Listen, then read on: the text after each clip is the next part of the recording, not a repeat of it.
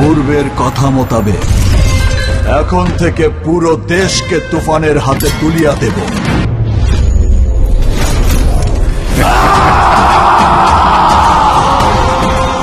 রায়হান রাফির নির্মিত নতুন সিনেমা তুফানের টিজারে ভিন্ন এক সাকিবকে দেখেছেন ভক্তরা।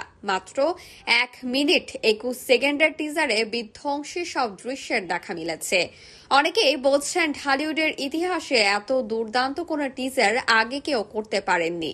এই টিজার নিয়েও প্রশ্ন তুলেছেন কেউ কেউ। তাদের দাবি, বলিউড সিনেমা এনিমেল ও দক্ষিণের KGF এর সঙ্গে মিল রেখে টিজারটি সাজানো হয়েছে।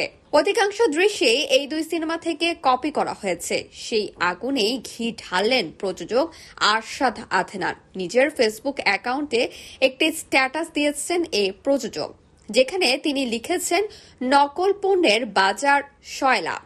হ্যাঁ, ভয় পাইছি এত কপি এবং নকল দেখে। এদিকে রায়হান রাফি একটি ফেসবুক স্ট্যাটাস দেন, যেখানে তিনি লেখেন, কিরে ভয় পাইছিস?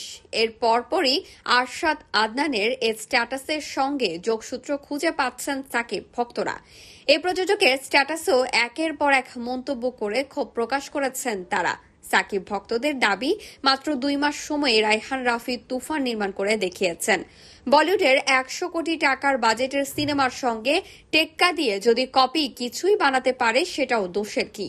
রায়হান রাফির সঙ্গে আরশাদ আদনানের সম্পর্ক নিয়ে প্রশ্ন রয়েছে, কারণ রাজকুমার সিনেমা মুক্তির আগেই তুফানের পোস্টার প্রকাশ করে বিতর্কের সৃষ্টি করেছিলেন রাফি, যেটা ভালোভাবে নেননি আরশাদ আদনান। এর প্রেক্ষিতেই কি তুফান নিয়ে প্রশ্ন তুললেন তিনি? ভক্তরা আপাতত সেটাই মনে করছেন। আমরা এমন ছবি বানাচ্ছি যে এই ছবি দেখলে মনে হবে না এটা বাংলা ছবি। এই ছবির ভাষা চেঞ্জ করলে মনে হবে এটাতে হিন্দি ছবি।